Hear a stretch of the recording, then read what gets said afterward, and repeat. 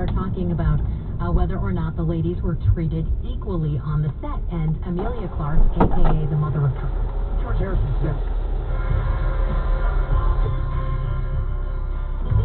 Next. Guess what we've got in store for you? Anymore. Go to the baby boy, up, guaranteed.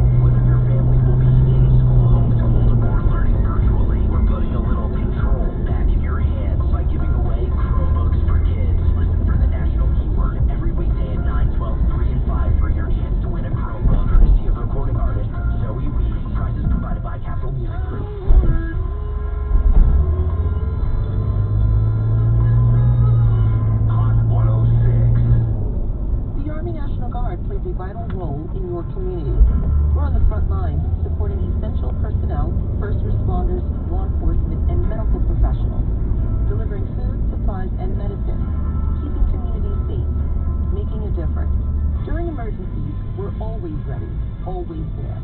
Learn more about part-time service in the Army National Guard at nationalguard.com.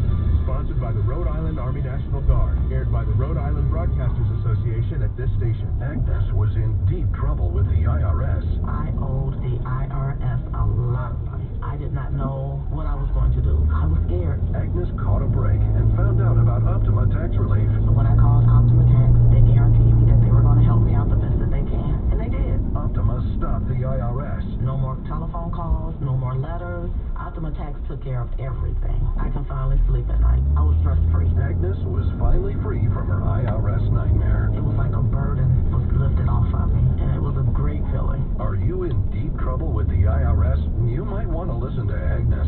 I would refer Optima Tax Relief to anyone because they got me debt-free from owing the IRS for money. Call Optima right now for your free consultation. Call 800-716-8166. 800-716-8166. 800-716-8166. Optima Tax Relief.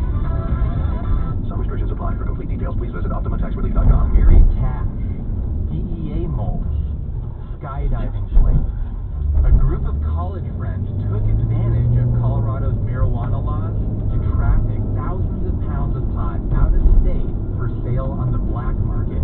One of the longest, most lucrative smuggling runs in U.S. history. Listen and subscribe to The Syndicate right now on Apple Podcasts or wherever you get. Violence needs to stop. But I think if you just look at the raw basis, he needs the energy of the left to create this sense of intensity and this sense of need for people to go out and vote for Joe Biden. So, he also sees, however, that this violence is disconcerting and paralyzing a lot of living the Marxists and the liberals. Yes. Liberals and Democrats, they're not revolutionaries. That's what progressives learned in the early 1900s. Americans aren't revolutionaries. They don't like running violence in the streets. Exactly. And I think that's what they're feeling is their own people, the ones who are left, are going, wait. That's not what.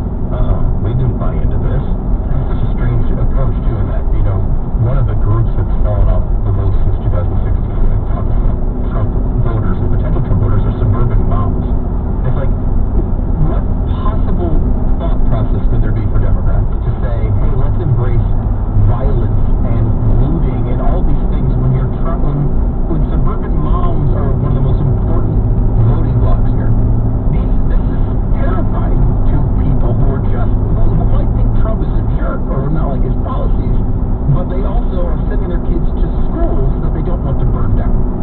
No, I think you're exactly right, and I think, to be clear, we're talking about the fact that Joe Biden and Democrats haven't really, denounced the violence until very recently, but let's take it a step further. Let's remember when the protests began and the protests became violent.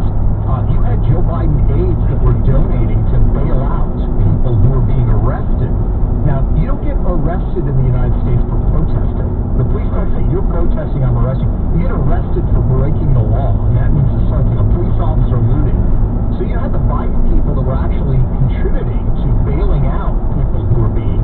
You had Kamala Harris supporting that very early on. So you're quite right, Stu. It's not just a question of what Joe Biden's saying, it's what they're actually doing. And I still do believe that most voters pay enough attention and have enough sophistication, particularly as you get closer to election. They kind of know what's going on. They know that when Joe Biden is using sort of the Washington speak, where he issues a formal statement denouncing violence, that doesn't really mean a whole lot. Right. And I think that's been a unique thing about this particular election. I've been saying for a